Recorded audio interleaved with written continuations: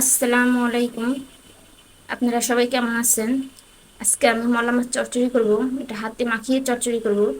এখানে আমি 6-7টা পেঁয়াজ নিয়েছি, 8-10টা কাঁচামরিচ ফেলে ফেলে নিয়েছি। আমি এখানে 1 চামচ, চা চামচের 1 চামচ লবণ দিয়েছি, 1/2 চামচ ধনিয়া গুঁড়ো দিয়েছি, 1/2 চামচ জিরা গুঁড়ো দিয়েছি, 1/2 চামচ হলুদ গুঁড়ো দিয়েছি। এটা এখন আমি কিছুটা তেল দিয়ে মাখিয়ে নেব হাতে।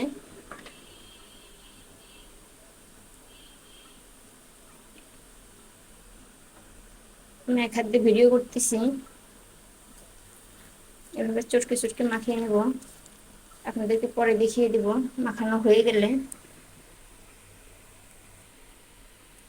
এখানে আমি কিছুটা পটল একদম মিহি করে কেটে নিয়েছি,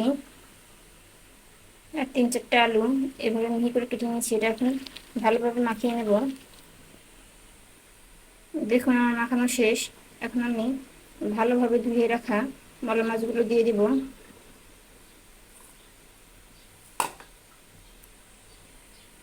এবার মলা মাছটা দেওয়ার পর সুন্দর করে মাখিয়ে নেব একদম আলতো করে। দেখুন আমার মাখানো শেষ। এবার আমি কড়াইটা চুলায় বসিয়ে দিব।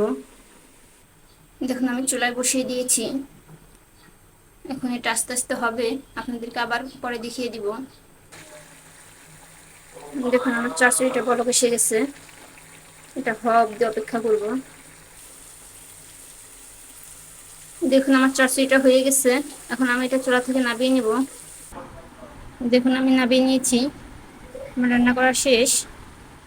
আপনাদের ভালো লাগলে অবশ্যই লাইক, কমেন্ট, সাবস্ক্রাইব এবং শেয়ার করে দিবেন।